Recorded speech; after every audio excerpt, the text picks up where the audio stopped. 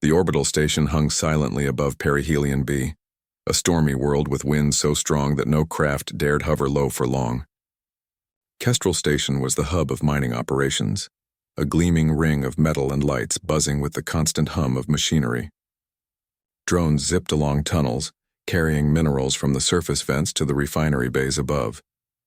2. Mara Chen walked briskly down the corridor of the station, her boots echoing softly against the polished metal floor. She had been called to the reactor bay, again, because a routine check had flagged an anomaly. It was not the first time this week, and she knew her patience would be tested. Mara had spent years aboard stations like this, but each crisis still made her heart beat faster. As she rounded the corner, she noticed a small group of Red Mesa scouts entering the bay.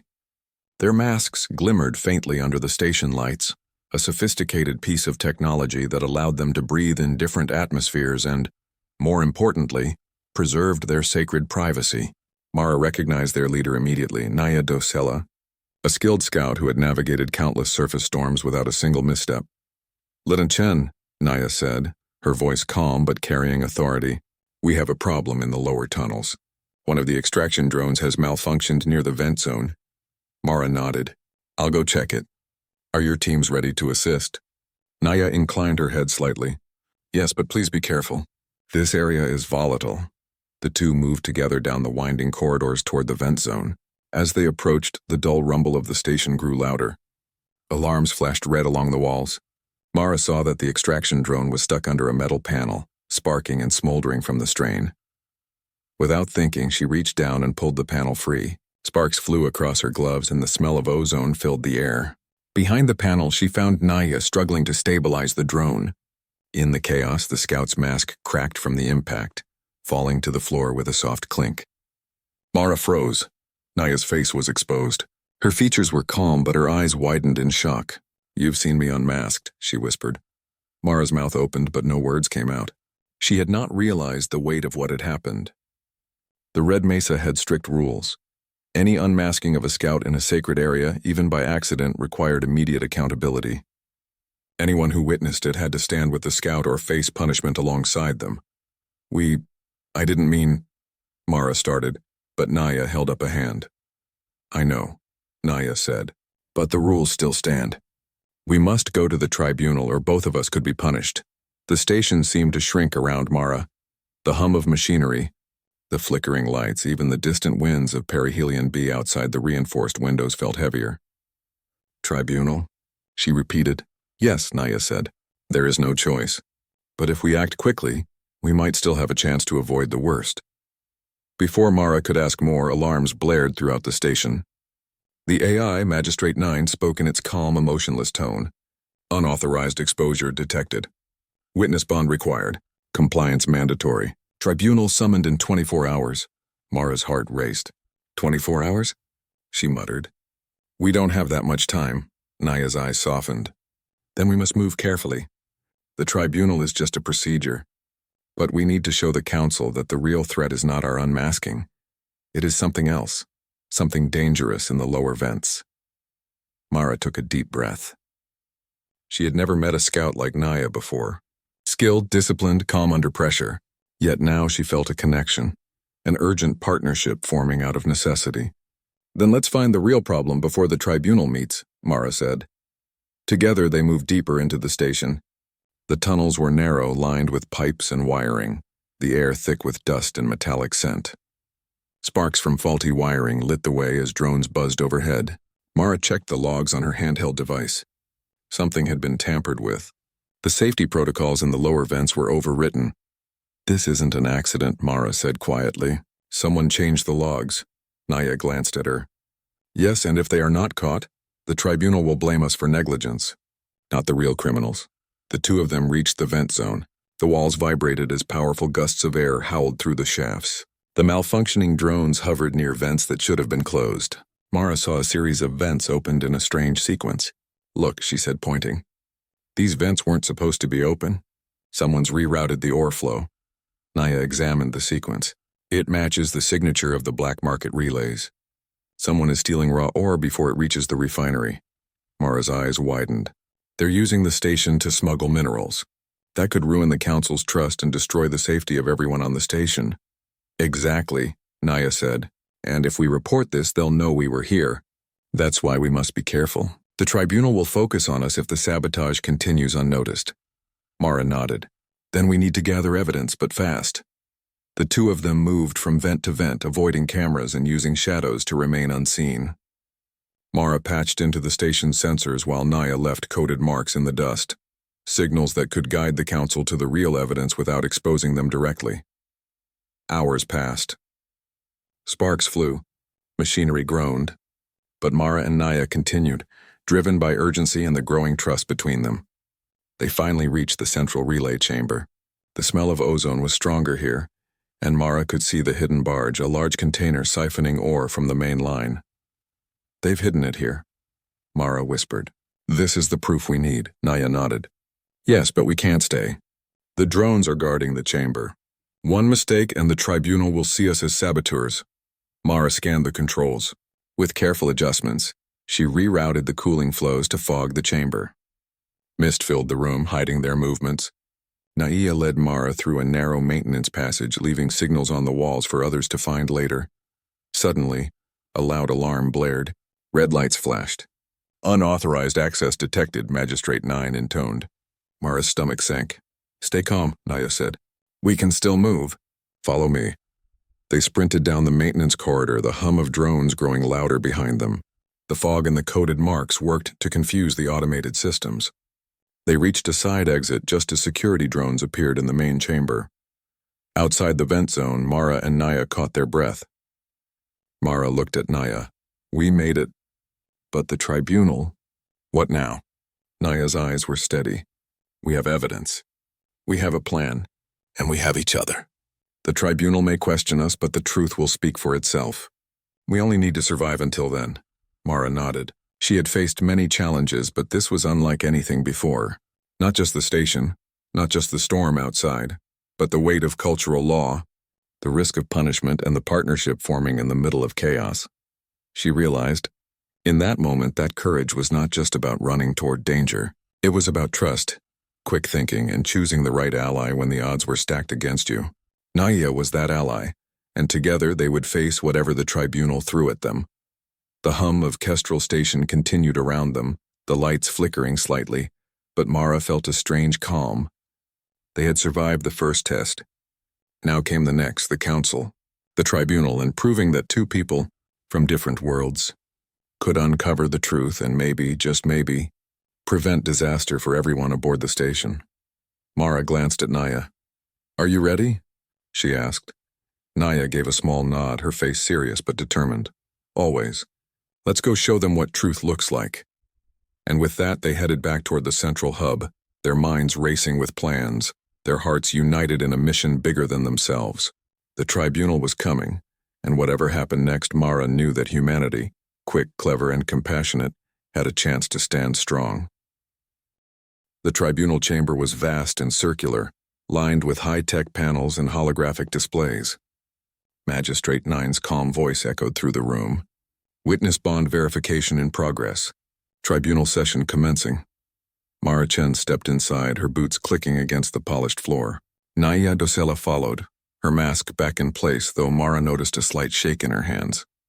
It was a small thing, almost imperceptible, but Mara understood. Even the bravest scout felt pressure under the gaze of the council. The Red Mesa Council envoys sat on elevated platforms, their robes flowing, masks shining in the soft light. Mara's pulse quickened. They were strict but fair. If evidence spoke clearly, the council could be persuaded. Mara cleared her throat. Honored council, I am Liltur Mara Chen. I witnessed the unmasking of Scout Naya Docela by accident during a reactor emergency. I accept full accountability for this event. Naya's eyes met hers, giving a small nod. And I, Scout Naya Docela, vouch for Liltur Chen's honesty and intentions. The unmasking was unavoidable. Our focus now must be the real danger threatening Kestrel Station. One of the envoys raised a hand. Explain. Why should the council consider your claim when this is a clear breach of our privacy laws? Mara took a steady breath. Because the breach I witnessed was not the only problem. During the reactor emergency, we discovered evidence of tampering in the lower vent tunnels. Someone has diverted raw ore to an unauthorized relay. If left unchecked, this will endanger the station and everyone aboard. Another envoy leaned forward. Do you have proof? Yes, Mara replied. We have mapped the altered vents, documented the relay, and left coded signals for the crew to verify.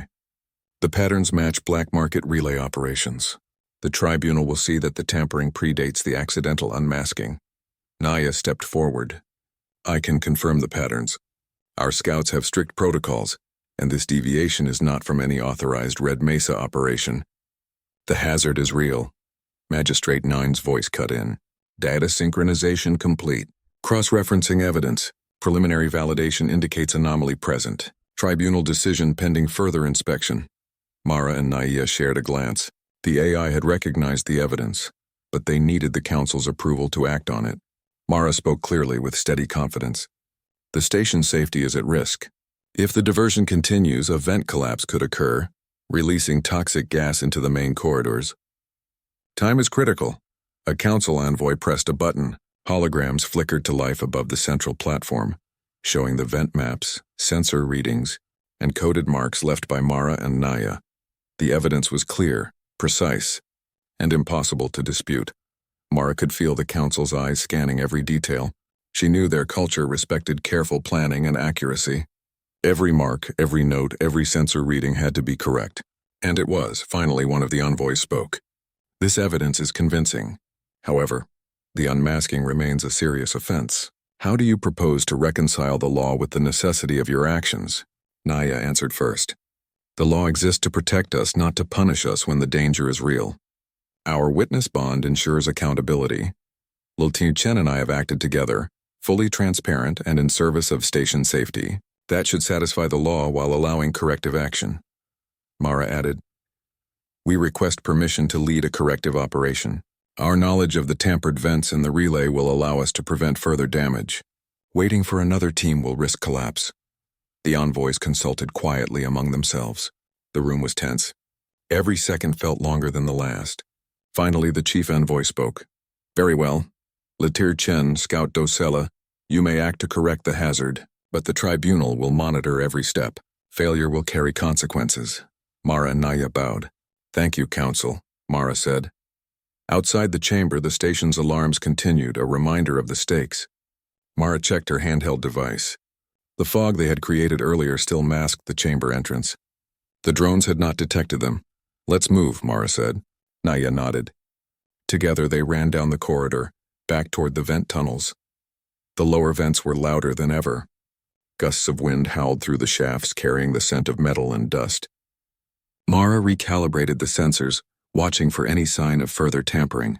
Naya scanned the vents with her keen eyes, reading the faint patterns left by the saboteurs. We need to isolate the relay and redirect the ore, Mara said.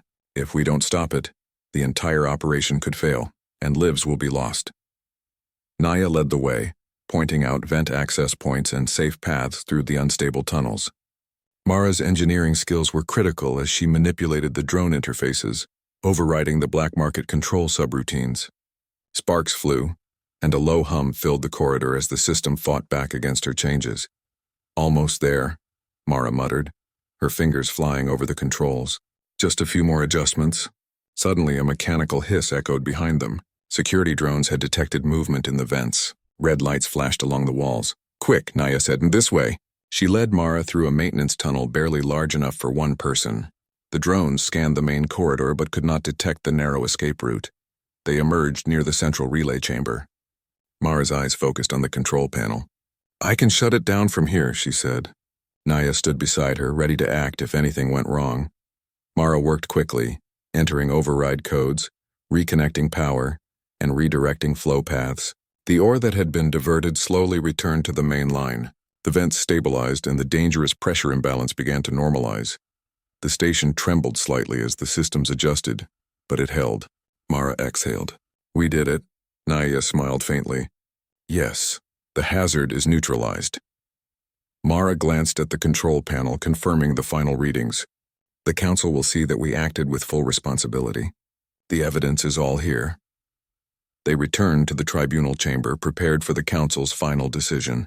The envoys examined the new readings, watched the real-time sensor data, and reviewed the relay shutdown sequence. After a tense pause, the chief envoy spoke. Lieutenant Chen, Scout Dosella, your actions have prevented disaster. Your evidence is clear and verifiable.